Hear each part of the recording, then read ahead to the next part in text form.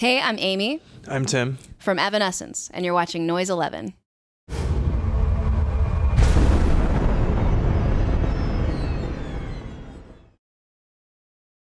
You're on Noise11. My name's Tim Cashmere, and we're here with Amy and Tim from Evanescence, who are back in Australia once again. Welcome back. Thank you. You had your first show of the tour last night, your second one tonight. Is it good to be back? It's been so long. It's so many years since Australian fans have seen you. It's really good to be back. We've got a lot of happy memories hanging out in Australia.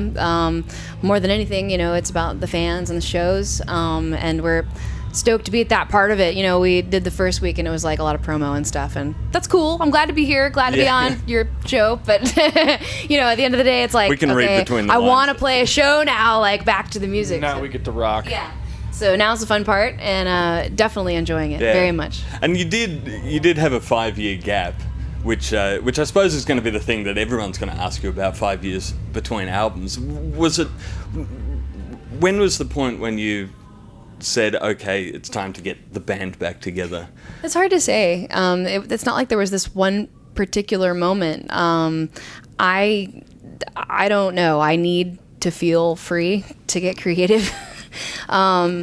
It's funny. I don't know. I can't explain it. But if I feel like I have to do something, like everybody's expecting something out of me, I want to do the exact opposite. So it can be hard for me to work sometimes when it's like, okay, it's time to do another record. Hurry up and get into Anyway, whatever. We got off tour at the end of 2007, and I really badly needed a break from that identity. Like, it had just been like my whole life, since way before we met the first time. So I don't know. I just kind of didn't have a plan. I didn't know if we would get back together and make a record. And after a couple of years, I was writing. I don't know. Tim was living in New York, and we were writing some music at first that was sort of folky and cool. And we've got a couple of songs from that time. And then I started writing more kind of an electronic vein. And I don't know. It came back around to just missing the aggression and the power of the band. And I suppose that's one of the benefits of having a 5-year gap between albums is that you will naturally change. Sure. I mean, you need to the point is you need to take time to be inspired, and if it takes 5 minutes, awesome. If it takes 5 years, you have to be honest with yourself. And I think for me, like, I've done a lot of things I'm really proud of. We've made a lot of cool music that I really love and put a lot of work and time into, and I can't just crap something out I don't care about. It's got to live up to that. It's got to be better than that. Everything I do, I feel like has to be the best thing I've ever done, or I'm not satisfied. So, that takes By the time you get to your 15th album, you're going to have a lot of... You were talking about before about, it's hard to work when there's pressure and people are expecting something from you. I imagine at around the time of the last record, you would have had that. Was that the case? Was it difficult to kind of fight off people in suits saying, give us another record? There's always fights. Every minute of every day, there's some kind of fight going on. It's about passion. Like, if you really love what you do, you can fight through that pressure, fight through those bad ideas, and make something that you really believe in. But it's not easy in any way. It's not an easy thing to make a record that you really, that's really yours, without everybody's fingerprints all over it, messing it up and taking it in other directions. There's a lot of pressure coming from a lot of different directions. As far as the pressure of time, I think the time that I felt that the most would have been after Fallen. Like, Fallen blew up bigger than we could have hoped for, and when we finished touring, I'd been through so much in that time around and experienced so much. I was bursting at the seams to write music. Like, it was all I wanted. So it was easy to go right back in and start writing again. And Terry and I had a great click that happened with us for writing, and we wrote The Open Door, and it didn't feel like I was doing it for anyone. If anything, it felt more like I was doing it for myself than ever. I felt like we'd earned that through our success with the first record to really take liberties and do whatever we wanted. And there's only one song on the self-titled record that only has your name on the writing credits, and that's Lost in Paradise, isn't it? Yes. That's interesting. I thought that the whole album we just wrote, all songs written by Evanescence. I don't know. Maybe the record looks different over here. I hope I haven't just... No, it's nothing wrong. I I have to look at it again. It's interesting. The different territories and the different labels like kind of do it differently. Sure, yeah. So I'm not exactly sure. But I did write that song. By you myself. did write that song Yeah. all by yourself. Like, was that kind of the point where, you know, you really finally had a chance to do something that was yours with no one else's fingerprints on it? There's always that moment. You know, I've had, you know, a couple of moments like that on Open Door and everywhere else. So, yeah.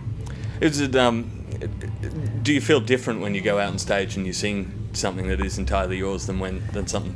I mean, I'm aware that the other people I'm trying to think if I do. Band and you know what? Since I write the lyrics, like I feel extremely emotionally close to all the songs.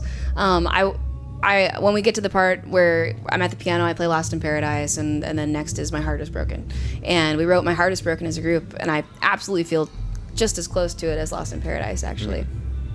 Is it weird when you sing a song like My Heart Is Broken? Like, you're married, right? Yes. Yeah. And you get up there, oh, congratulations. You get up there and you sing My Heart Is Broken and all of these things. You know, does your husband sort of sit there and go, well, what am I? What did I do? You know? Screw you. Yeah, no, he gets it. Everybody needs an outlet. Life's not perfect. I mean, married or not, it's complicated to be in a relationship. Definitely not singing about having no one, you know, but I've had my heart broken plenty of times. I think if we're being honest, we all have. Yeah. And you started working on this record with Steve Lillywhite. You started doing some work with him. He didn't end up producing the record, but now if I was to imagine producers that you might be sort of brainstorming about, that's probably one of the last names I would have expected to turn up. How did it end up that you started working with him? Well, and what went wrong? He came to us, and he was super nice, and we got along really well. He was a really, really sweet, funny guy. But I think that for the first time, you know, when I got in there, that click wasn't happening. There was some sort of a break in what was going on. Like, everybody wasn't totally on the same page.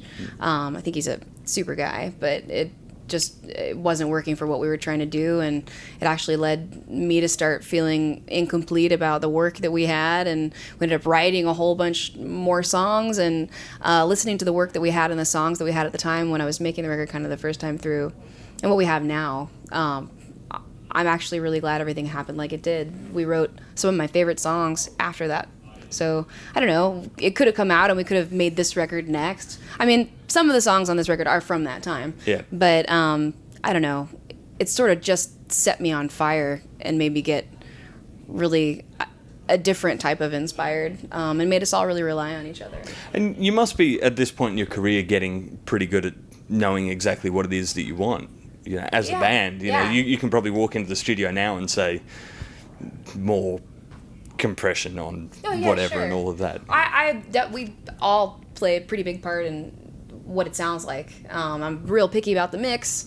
Ideas are awesome. Like, we're always throwing out ideas of different instruments and different ways to do things, and they're spending forever on the tones, you know, and then I'm spending forever picking organ sounds, and then I can't hear the organ, so the mix is wrong, you know. Yeah.